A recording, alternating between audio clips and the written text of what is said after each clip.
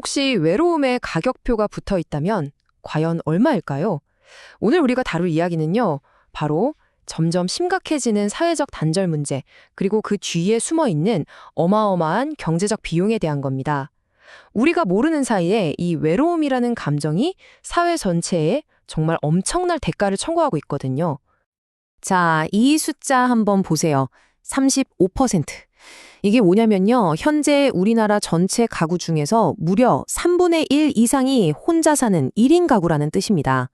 그리고 이 숫자는요, 해마다 정말 빠르게 늘어나고 있어요.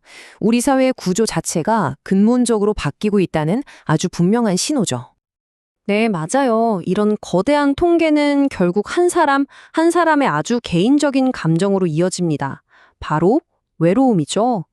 물론 혼자 산다고 해서 무조건 외로운 건 아니지만 많은 경우에 사회적인 고립감으로 이어지기 십상이거든요. 자, 그럼 문제의 핵심으로 한번 들어가 볼까요? 이런 사회적 단절 문제는요, 사실 공식적인 경제 지표에는 잘 보이지 않는 그런 사람들에게서 가장 심각하게 나타나고 있습니다. 바로 니트라고 불리는 청년들입니다. 이게 무슨 뜻이냐면요. 일도 안 하고 학교도 안 다니고 그렇다고 직업 훈련을 받는 것도 아니면서 사회에 참여할 기회를 놓치고 있는 청년들을 말하는 거예요. 이분들은 공식 실업 통계에서도 종종 빠지곤 하죠. 이 그래프 많이들 보셨을 거예요. 우리가 흔히 뉴스에서 접하는 공식 청년 실업률이죠. 이 수치만 봐도 걱정스러운데요. 근데 이게 다가 아닙니다. 이건 정말 이야기의 시작에 불과해요. 바로 이겁니다. 현실은 이 빙산 이미지랑 똑같아요.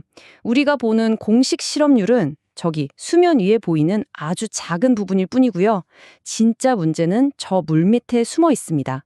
아예 구직을 포기해버린 청년들, 바로 니트가 훨씬 더 많다는 거죠. 놀랍게도 그 비율이 공식 실업률의 2배가 훌쩍 넘습니다. 와, 진짜 문제는 보이지 않는 곳에 있었던 거예요. 그리고 이게 그냥 한때의 문제가 아니라는 게 더 심각합니다. 왼쪽 그래프 먼저 보실까요? 사회활동을 아예 쉬었다고 답하는 청년들이 2017년부터 확 늘어나는 게 보이시죠? 자, 그럼 오른쪽은 어떨까요? 다른 OECD 국가들이랑 비교해 봐도 우리나라의 니트 비율이 굉장히 높은 편에 속합니다. 이게 우리나라만의 문제가 아니라 국제적으로도 심각한 수준이라는 뜻이죠. 그렇다면 이런 사회적 단절과 고립이 대체 우리 사회에 얼마만큼의 비용을 청구하고 있을까요? 한번 구체적으로 따져보겠습니다. 와, 2조 4천억 원? 이게 믿어지시나요? 이게 전국도 아니고요. 2019년 단 한 해 동안 부산, 딱 한 지역에서만 청년 니트 문제 때문에 발생한 경제적 손실액입니다.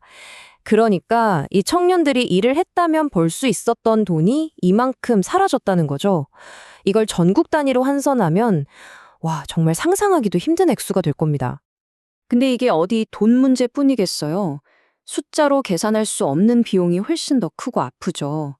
점점 깊어지는 소외감, 우울증 같은 정신건강 문제, 그리고 사회의 일원으로서 제 역할을 못하고 있다는 그런 박탈감, 이런 것들이 쌓이면 결국 사회 전체에 대한 불만으로 이어질 수밖에 없고요. 자, 지금까지 좀 무거운 얘기를 나눴는데요. 이제부턴 희망적인 이야기로 한번 넘어가 보려고 합니다. 이 심각한 문제에 대한 아주 따뜻하고 또 혁신적인 해법이 서울에서 조용히 시작되고 있거든요. 바로 이 한마디에 모든 게 담겨 있습니다. 여기 오니까 되게 마음이 편안하네요. 이게 바로 마음 편의점을 찾은 한 시민의 이야기인데요. 이름만 들어도 어떤 곳인지 감이 오시죠?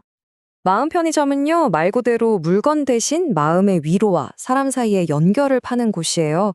외롭다고 느끼는 사람이면 그냥 누구나 와서 편하게 있을 수 있어요. 영화도 보고 간단한 음식을 나눠 먹고 또 누구랑 그냥 이야기 나눌 수도 있고요.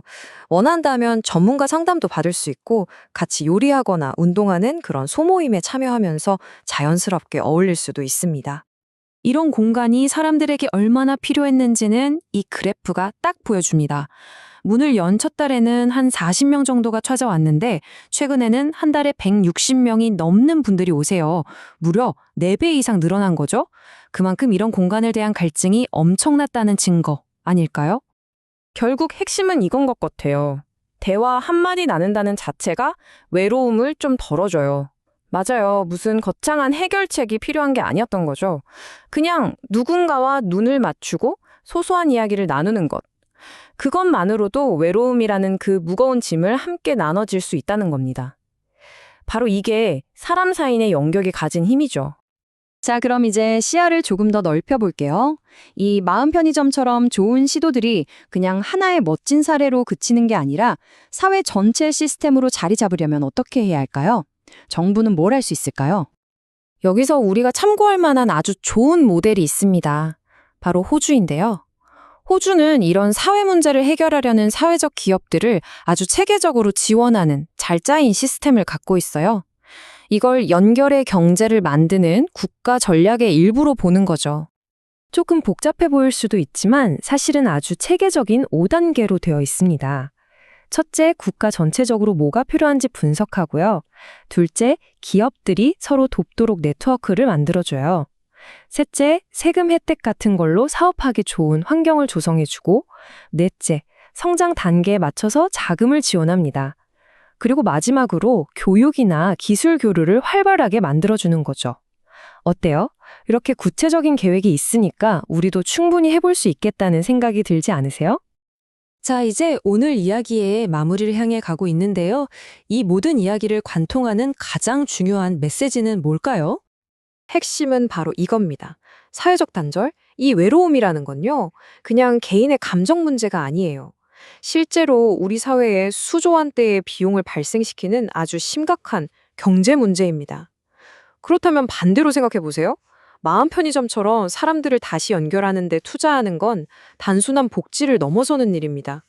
경제적으로도 또 인간적으로도 가장 높은 수익을 가져다주는 최고의 투자가 될 수 있다는 거죠. 외로움에는 이렇게 선명한 가격표가 붙어 있습니다. 그렇다면 우리가 함께 만들어갈 그 연결의 가치는 과연 얼마일까요? 이 질문에 대한 답을 이제 우리가 함께 찾아봐야 할 때인 것 같습니다.